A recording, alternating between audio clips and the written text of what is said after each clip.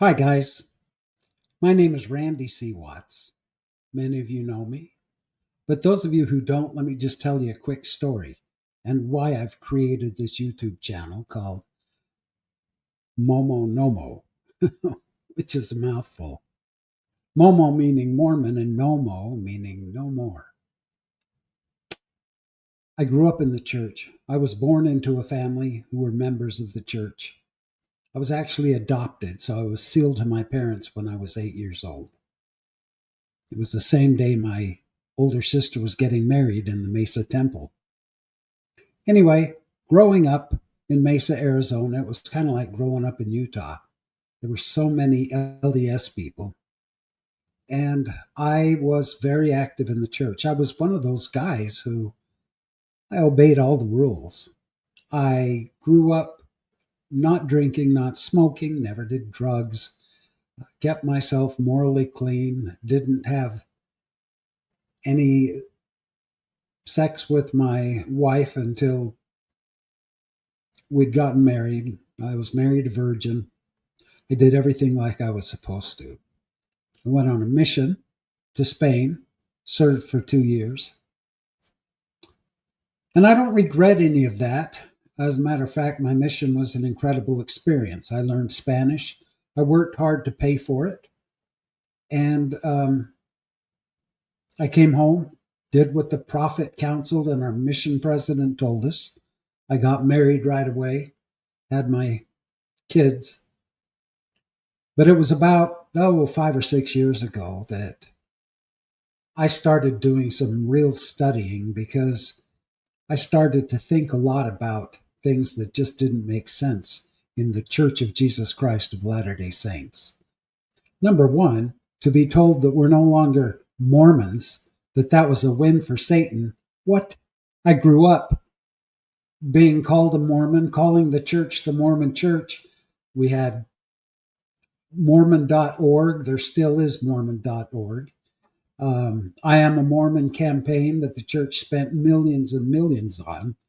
The Book of Mormon, Mormon doctrine, everything was Mormon. And then suddenly the prophet comes along and decides that name is a win for Satan.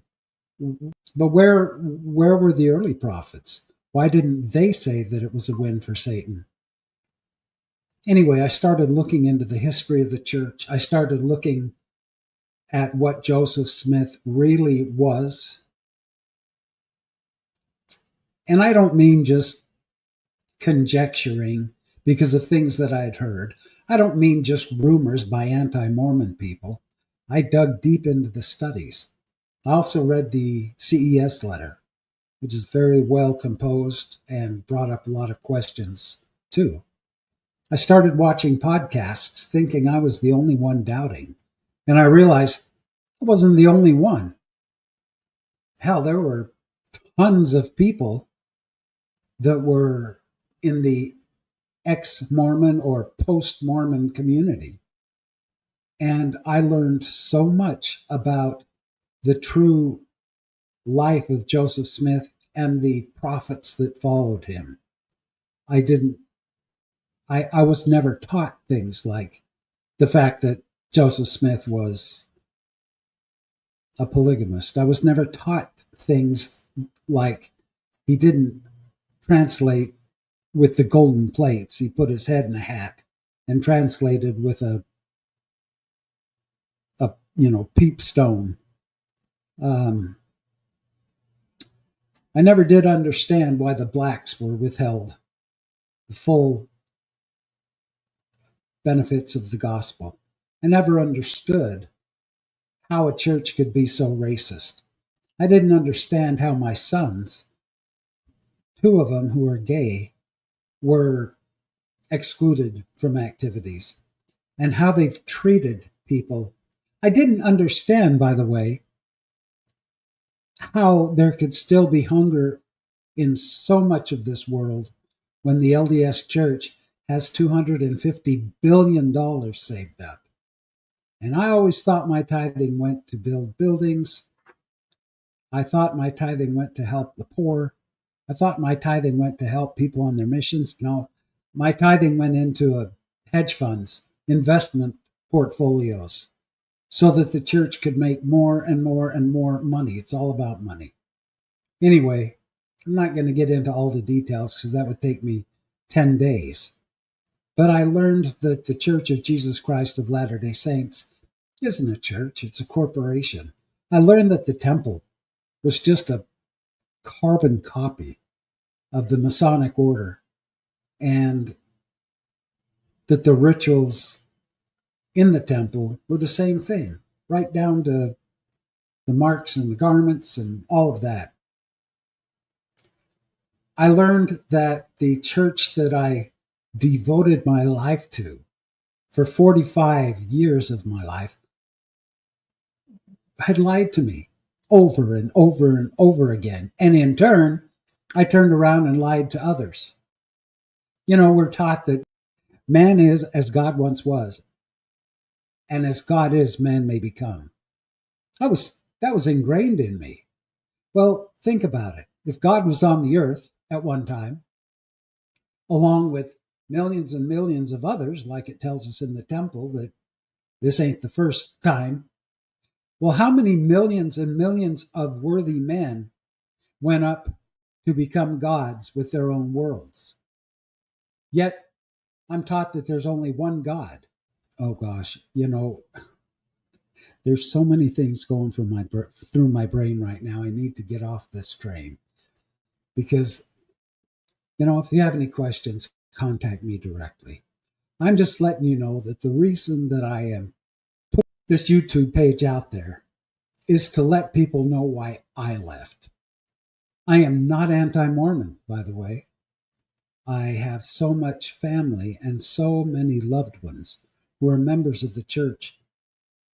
And, I always tell them, if they're happy there, if they believe that we have a true prophet of God on this earth that can guide them in the right way, then that's where they need to be.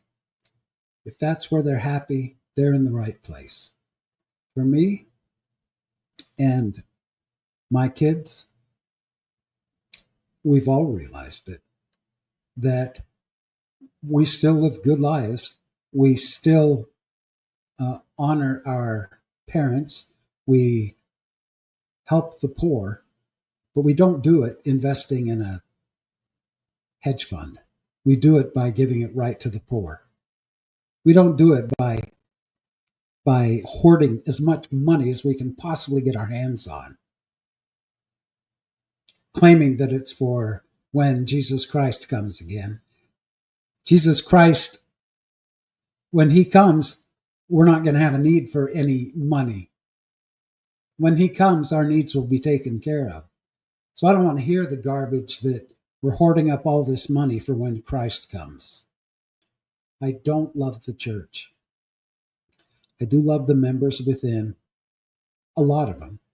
Some of them are just like any other organization, self-righteous, pompous, judgmental, that I want nothing to do with. But the majority of the LDS people are good-hearted, kind people. In my opinion, they've been misled, but that's completely up to them. I have found my new community in the post-Mormon landscape. I've been accepted and loved and found out what true love really is within a community. I don't have to be scared into honoring my Heavenly Father. I can do that on my own without being threatened that if I drink a cup of coffee, my eternal salvation is in jeopardy. Are you kidding me? I live and treat people how I would want to be treated. As Jesus Christ said 100 times or more in the Bible, it's all about love. It's all about love. Love your neighbors. Love your fellow men. Empower men and women alike. That's got to end. And it will someday when the pressure gets to be enough. Same with the gay community who are continually persecuted and rejected by the church. And don't tell me as members that, oh, they're welcome to come to meetings, just don't act on being gay. Treat people like you'd want to be treated. I hope you enjoy some of the videos on this channel. These are just videos that I've either been interviewed in or that I've done the interviewing. And I really hope you enjoy them. If anyone's watching this, I love you. And if you're a member of the church and you want to call me an apostate, a fallen angel, whatever, that's not going to bother me, because I know in my heart what the truth is now, and I've never been happier. It's good to see you here, and I'll be seeing you soon. Bye-bye.